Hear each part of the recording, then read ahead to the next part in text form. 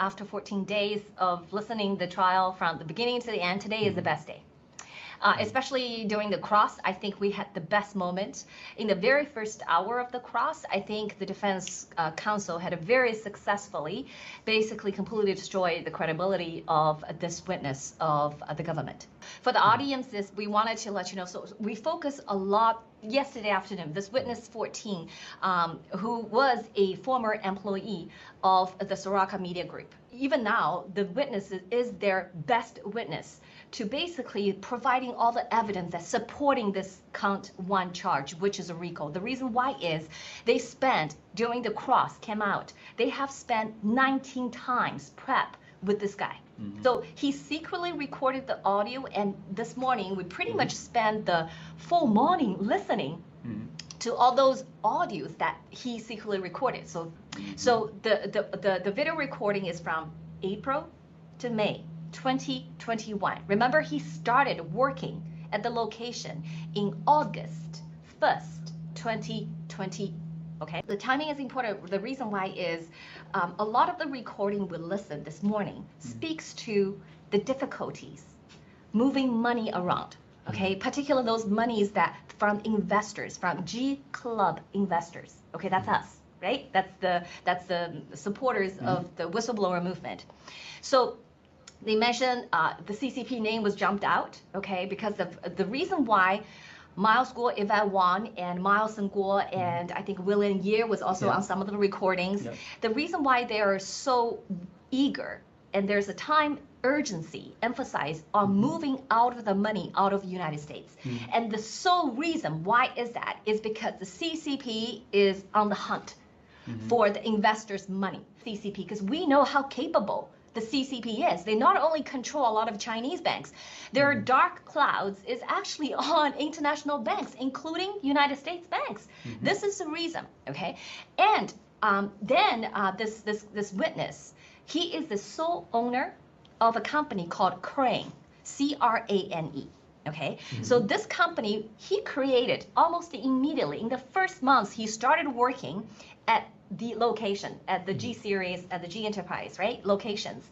And in the first months, he registered, he start the process creating Crane.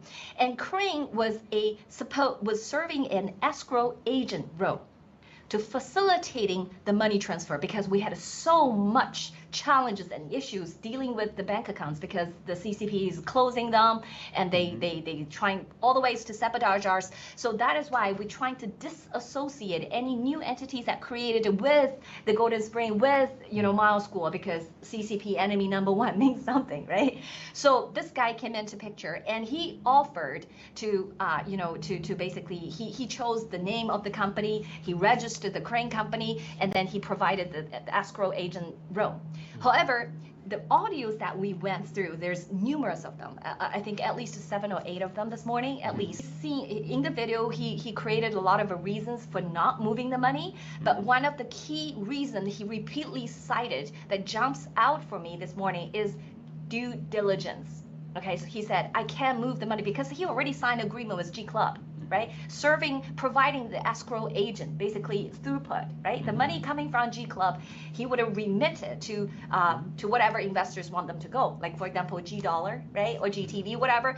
But then he said, no, because of a due diligence, I need this, I need that. He created a lot of a reason. Sounds like, reasonable reason, right? If you don't know the background story or the full story, you would believe this guy. Okay, yeah, this guy is a banker. He must know what he's talking about.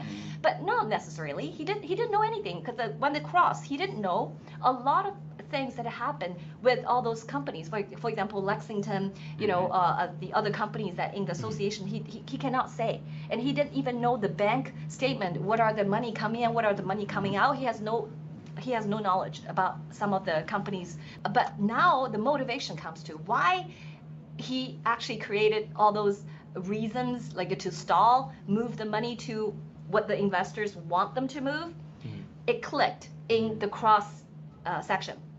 So what happened is in May 2021, he's the sole owner of the Crane. So he signed what called payment facilitation agreement with GCLUBS.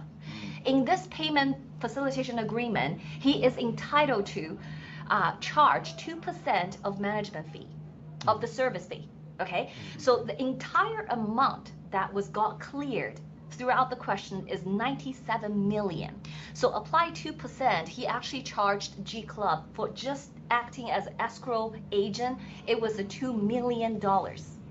Okay, so that gives me a lot of second thoughts about his motivation, right? Because in April, May, he started recording, right? And he's entering to negotiating agreement, a payment facilitation agreement. So although this is not directly confirmed by anyone, but in my mind, this guy is holding hostage of investors' money and creating all those sorts of reasons to not moving to the account that needs to be moved until this $2 million commission agreement is signed. Do you know what I'm saying? And how much was he already making from his salary? Oh, from yesterday's direct, it was he was making $200,000 because he confirmed when the prosecutor questioned him. He said it was a 40% increase. Yep. Because eventually he got $350,000 offer as an annual salary, working basically his job is open bank accounts and facilitating moving transfer. He was using his knowledge and experience as a banker.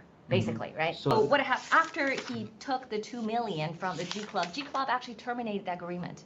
correct. Okay. Because he breached. Yes, contract. and GCLUB then basically sued him. Like it's arbitration. Okay, brought him to court and in arbitration proceeding, and saying that he breached the contract because it takes forever to transfer the money because the money is seized by the government right now. Some of the recordings, I would assume the things were a little bit tense, just because Oh, absolutely, yeah. because- Miles, one of the record we were all surprised because Miles School lost it. Like he was basically yelling, right? He was really angry. But you know what? He had so many people's life to protect. Not only the money. Like any of those investors, these 2,000 members or 1,300 members, they are trusted Miles School and NFSC and GCLUBS. That's why they invest. They're not just the money, their lives. This person is actually having so many lives on his shoulder that he knew that this is going to be risky, this is going to be dangerous, and many of them are still living in a totalitarian state. Why are we doing this? So that's why I think you can tell like there's a lot of pressure.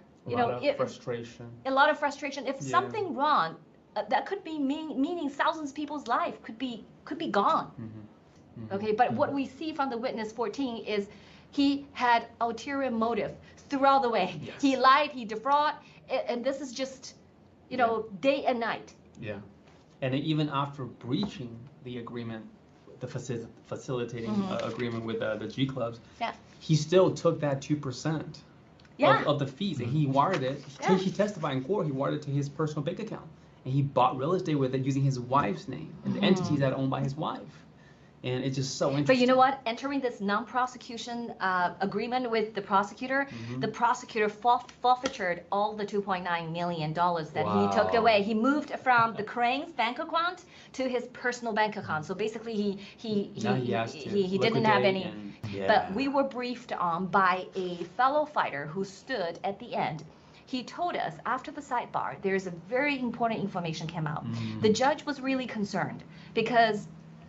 Remember that he through the trial, he essentially incriminated himself on past crimes. That's right. That is not covered in his non-prosecution agreement. It's a state law, especially employment. I think it's a city employment.